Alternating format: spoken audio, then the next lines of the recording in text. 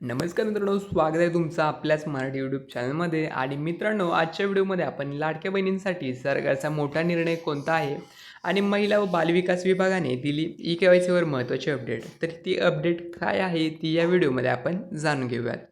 तर मित्रांनो, लाडकी बहीण योजनेच्या लाभार्थ्यांसाठी महत्त्वाची बातमी आहे की लाडकी बहीण योजनेत के-वाय-सी न केलेल्या लाभार्थ्यांना महिला व बालविकास विभागाच्या कार्यालयात जाऊन कागदपत्र सादर करता येणार नाहीत, असं सरकारनं सांगितले आहे. तर मित्रांनो, लाडकी बहीण योजनेच्या लाभार्थ्यांना के-वाय-सी करणे अनिवार्य केले होते. के-वाय-सी केल्याशिवाय महिलांच्या खात्यात पैसे जमा केले जाणार नाहीत. याची अंतिम मुदत आता संपली आहे. दरम्यान राज्यातील लाखो महिलांनी के-वाय-सी केलेली नाही. या महिलांचा लाभ बंद केला आहे. फक्त के-वाय-सी केलेल्या आणि पात्र असणाऱ्या महिलांनाच योजनेचा लाभ मिळत आहे. दरम्यान आता ज्या महिलांना के-वाय-सी करण्यास अडचणी आल्या आहेत त्यांना महिला व बालविकास विभागाच्या कार्यालयात जाऊन कागदपत्र सादर करण्यास सांगितले आहे.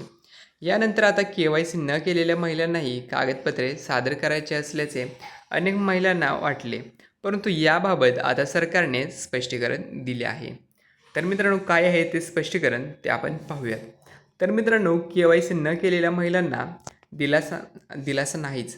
तर मित्रांनो, लाडक्या बहीण योजनेत के-वाय-सी न केलेल्या महिलांनाही महिला व बालविकास विभागाच्या कार्यालयात जाऊन कागदपत्र सादर करता येणार असल्याचा समज अनेक महिलांचा झाला, परंतु असे कोणतेही निर्देश दिले नसल्याचे सांगण्यात आले आहे.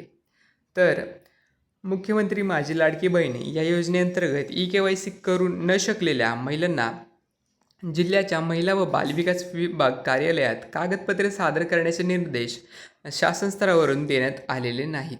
याबाबत कोणताही निर्णय शासनाने घेतलेला नाही, असे महिला व बालविकास विभागातर्फे कळविण्यात आले आहे. सदर वस्तुस्थिती लक्षात घेता अशा चुकीच्या बातम्यांवर विश्वास ठेवू नये, असे आवाहन महिला व बालविकास विभागातर्फे करण्यात आले आहे, असं महाराष्ट्र सरकारने सांगितले. यामुळे के-वाय-सी न केलेल्या महिलांना दिलासा मिळालेला नाही आहे. तर या महिलांचा लाभ बंद झाला आहे. त्यांना भविष्यात योजनेचा लाभ घेता येणार नाही आहे. त्यामुळे महिलांना अशा कोणत्याही बातम्यांवर विश्वास न ठेवण्याचे सांगितले आहे. तर मित्रांनो, माहिती आवडली असेल तर कमेंट करून नक्की कळवा आणि अशाच प्रकारच्या माहितीसाठी आपल्या यूट्यूब चॅनलला नक्की सबस्क्राईब करा. तर मित्रांनो, पुन्हा भेटूया आपल्या आणखी एका माहितीपूर्ण व्हिडिओसोबत. तोपर्यंत धन्यवाद. आणि तुम्हाला आपले हे 2 महिन्याचे पैसे आले की नाही हे कमेंटमध्ये नक्की कळवा.